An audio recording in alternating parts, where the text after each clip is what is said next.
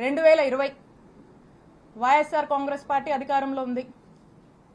September 2 YSR గారి వర్ధంతి. ఆ రోజున గురజాల సర్కిల్ ఆ రోజున కరెక్ట్ సంవత్సరంన్నర అయింది మేము అధికారంలోకి వచ్చినప్పుడు కృష్ణదేవరాయ గారు ఏం చేశారంటే, అతనికి ఎందుకో గానీ నా మీద ఎందుకు కోపమో ఏంటో ఆ భగవంతుడికే తెలియాలి, ఆయనకే తెలియాలి కారణాలు. అతని కోసం, అతని గ్రూప్ కోసం, అతను ఇక రకరకాలు ఉంటాయిలేండి. సరే, ఆయన ఏం చేశారంటే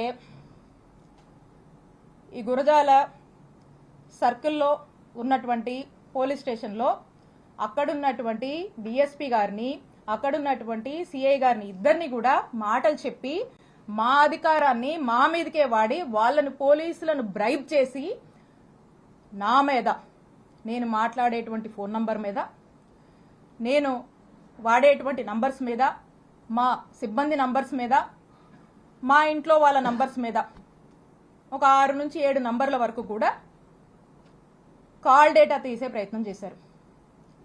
కాల్ డేటా తీయాలంటే ఎఫ్ఐఆర్ కట్టాలి. వీటి మీద ఎఫ్ఐఆర్ కట్టి, ఈ సర్కిల్లో ఎఫ్ఐఆర్ కట్టి ఈ కాల్ డేటా తీశారు. ఇది ఈ రోజున నేను ఎందుకు చెప్తున్నానంటే, మేమిద్దరం ఒకే పార్టీలో ఉన్నాం. ఇది మేము అధికారంలో ఉన్నప్పుడే జరిగింది. అప్పుడు నేను ఎమ్మెల్యేని.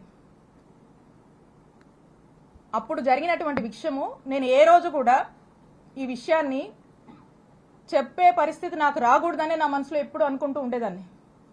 కానీ ఈ రోజున నేను ఏ తప్పు చేయకపోయినా, ఈ రోజున నన్ను బాధ పెట్టి, నా కళ్ళల్లో ఏదో కన్నీళ్లు చూద్దామని, నన్ను ఇబ్బంది పెట్టి హింసిద్దామని చెప్పి ఈ రోజున వరుస పెట్టి నన్ను టార్గెట్ చేస్తూ నన్ను ఇబ్బంది పెడుతున్నప్పుడు చెప్పక తప్పట్లేదు. కాబట్టి ఈ రోజు నేను చెప్తా ఉన్నా, ఆ రోజున మేము ఒకే పార్టీలో ఉన్నాము.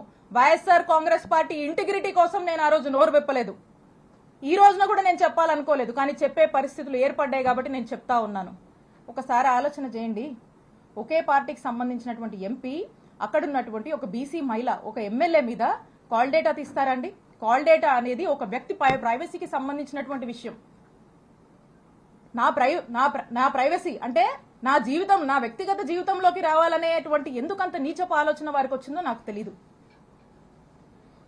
నేను ఒక్కసారి అడుగుతా ఉన్నాను, ఈ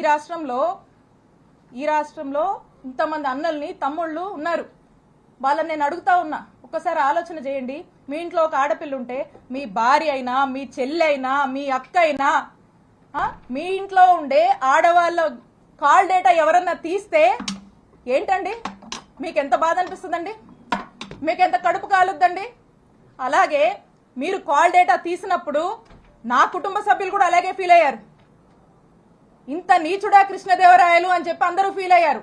ఇది మా అధిష్టానానికి తెలుసు, మా పార్టీలో ఉన్నటువంటి పెద్దలకు తెలుసు, అప్పట్లో ఉన్నటువంటి మా పోలీస్ అధికారులకు కూడా తెలుసు. కానీ ఎప్పుడు బహిరంగంగా ఈ విషయాన్ని నేను బయటికి చెప్పే ప్రయత్నం చేయలేదు.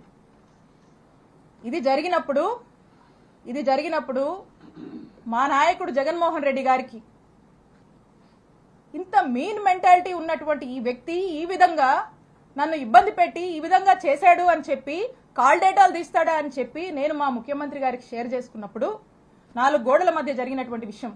మా ముఖ్యమంత్రి గారు మహిళా పక్షపాతి, మహిళలంటే ఎంతో గౌరవం, 2 ఆడపిల్లల తండ్రి.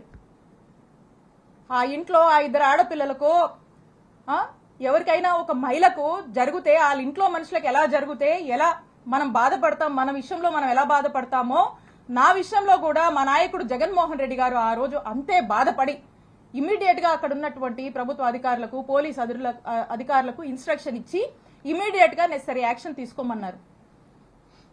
ఇమీడియట్ గా నిమిషాల్లో ఆ రోజు ఇక్కడ పనిచేసినటువంటి డిఎస్పీని, ఇక్కడ ఉన్నటువంటి సిఐని పిలిచి పోలీస్ అధికారులు మాట్లాడితే ఆ పోలీసులు ఏం స్టేట్మెంట్ ఇచ్చారండి?